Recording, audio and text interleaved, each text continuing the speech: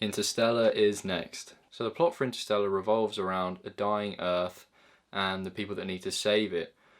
Strange things are going on in Matthew McConaughey's household, strange like anomalies, and he stumbles across coordinates.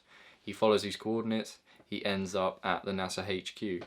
Turns out he was a former pilot for NASA, so it all sort of comes full circle there. At NASA, he's told about a plan to save the human race by Michael Caine and Anne Hathaway, and this involves travelling through a wormhole that exists in the solar system next to Saturn, and they need to go through, find habitable planets, and find a new home for the humans. Simple enough, right? I'm a huge McConaughey fan, and once again, he's superb for this. I love the way he delivers dialogue, his tone. Like, he's such a unique actor, and I don't really think there's anyone else like him out there that could deliver it the same way he does, and he's just great in this movie. Alongside him, you have Anne Hathaway, who's brilliant as well. You have Mackenzie Foy and Jessica Chastain, both playing Murph, who is McConaughey's daughter. And the casting they got for that was really good. Like, you can actually see these similarities. Like, they look similar. I know they obviously got to do it, but it's kind of crazy. Like, you'd think if young Murph grew up, that was actually what she would look like genuinely. Same for Timothy Chalamet and Casey Affleck. They also look really fucking similar as well. And, you know, you got two great actors there, and they're, like, not even secondary characters, like, third dairy. They're down the list, is my point, in terms of the biggest roles in this movie. Like I said, you got Michael Caine, John Lithgow, Matt Damon, even Topher Grace. You know, you just got such an all-star cast once again in this movie. Like, Nolan's got that pull. He can bring the big guns in, even to play like small roles. Now, before I get further into the plot, I just have to say how stunning this movie looks. I'm not even just talking cinematography. I'm talking about like outer space, the wormholes, the black holes, like the spacecrafts, the shuttles, the robots. It just all looks so like crazy, so real. Obviously, you have this perception like, what does a black hole really look like if you're out in space? What does a wormhole really look like? I don't really know if anyone's ever fucking seen it anyway, so I mean, I guess there was improvisation to a point here in terms of how it would look if you got really close to it and all that sort of thing, but it looks great. And the robots I mentioned, they're like these odd looking, just big rectangles. And they have like arms and stuff, and they can like roll with their arms. It's really weird, but I really like them, and they're funny robots too. They have like these comedy settings and stuff that can be lowered like to a percentage, like sarcasm, all this sort of thing. I mean, with comedy robots, you see it a lot, so you're kind of weary about, oh god, are they just going to be like cracking jokes the whole time to the point where it's not even funny? But these robots actually have a balance, and the people that voiced them, fair play, because you know they're good. They actually feel human in a sense. Now let's get into the meat and potatoes of this movie, the crazy, mind-boggling plot, which literally runs up there with Memento and Inception for confusion. Because wow, I was lost.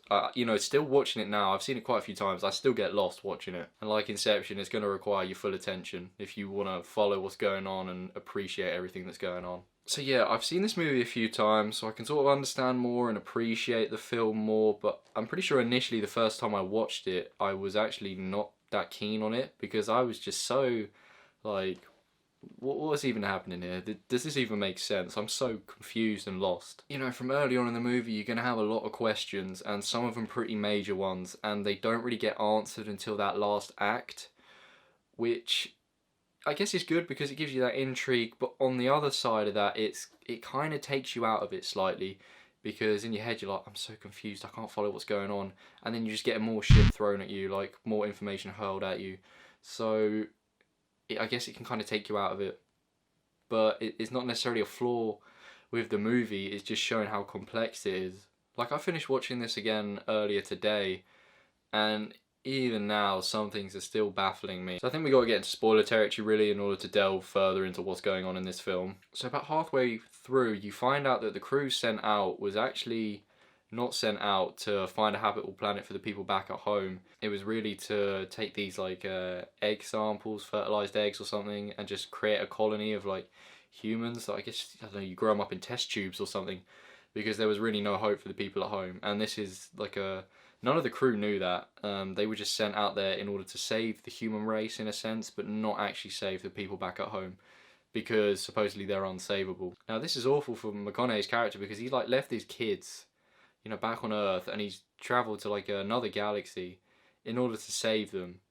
and this has cost him time. And on top of that, I don't really know how this all works, but in this galaxy, on certain planets, I think it's to do with what you're orbiting or something, I don't know. But time works differently, so they go to this planet at one point where an hour on the planet is like 7 years back on Earth. And they're down there for like half an hour. No, they're down there for longer actually. What am I talking about? I think they're down there for 3 hours. Or it works out that way because when they come back, one of the crew members is old. But either way, long story short, this is bad for McConaughey because his children are growing up so quick back on Earth, even though he's only been gone a few years, but they're like the same age as him now.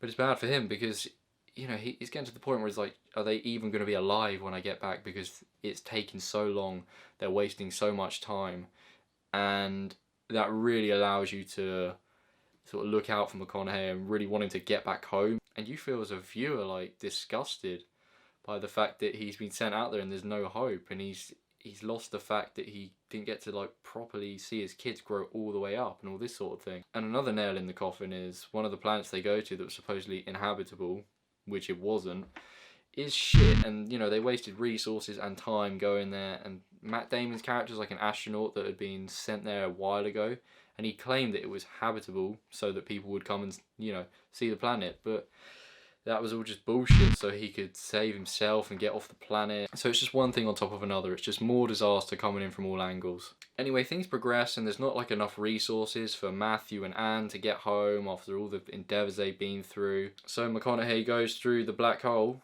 that's in the solar system, because why not? He goes in the black hole in order to save Anne Hathaway. He goes in, he doesn't know what he's going to find, what's in there. You know, if you go into a black hole, you just assume you're going to die, I guess. But there is some important data in there that they could obtain, and it would help them solve like the problem of Earth.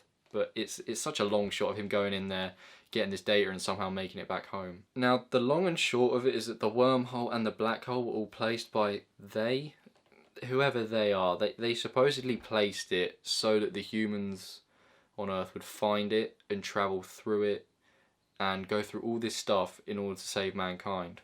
Now it's this huge revelation. I can't even begin to explain it because it would just sound like pure waffle, so I'm not even going to go too much into it. Now the big reveal, I'm not really too sure how I feel about it. In some ways I like it, in some ways I'm so ignorant to space, time, the complexities of it all.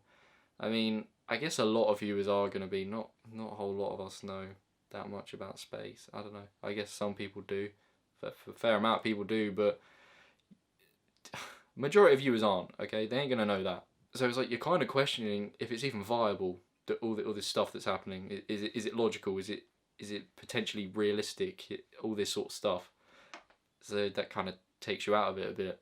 I mean, I guess it is viable. Nolan would have done his research. He would have talked to experts about all this sort of thing. Like, this is a very, you know, in-depth movie. It's clear it knows what it's talking about. It's taken all these elements seriously and tried to make it into a sci-fi epic movie. But as I said, I don't really understand it all that well because of how complex it is. But I do dig the fact that this, like, the twist and the plot all relates back to the relationship between McConaughey and his daughter Murph. McConaughey's character's called Cooper. I don't even know if I've said that, but I just call him McConaughey because I just see McConaughey. Cooper and his daughter Murph. It all felt so genuine, and I love seeing them reunite at the end of the film. She's like really old. She must be like 80s or 90s, and Matthew's come back, and Cooper's come back, and he's barely aged, you know, and now she's all these years older than him. When he left, she was 10. And it's a beautiful moment. I really like the ending to this movie. Just the last like 10 minutes was just really nice. I haven't really talked about the twist in regards to how it relates with Murph and McConaughey because I would just do a terrible job of explaining it, and it's one of them. I think it's better if you see it yourself because it's quite a big revelation. I don't think this movie will be for everyone. I don't think it's a movie that is gonna make every audience member just absolutely love it. But I still like it, and it, you know, in these Nolan films that I've been looking at, it's not like he's really put a foot wrong. He may have movies that are weaker than the others, but none of them are actually weak movies. They're still strong movies. They've still got so much going on for them and so much uniqueness to them. So I'm saying 8.5 out of 10 for Interstellar. Matthew McConaughey and space and all this cool stuff. I mean, what's not to like? It's a good reason to see it. Up next we have Dunkirk. So that's the last movie in our list of Nolan films building up to Tenet. So yeah, I will see you in the next one. This vest is stuck to me because it's so fucking hot.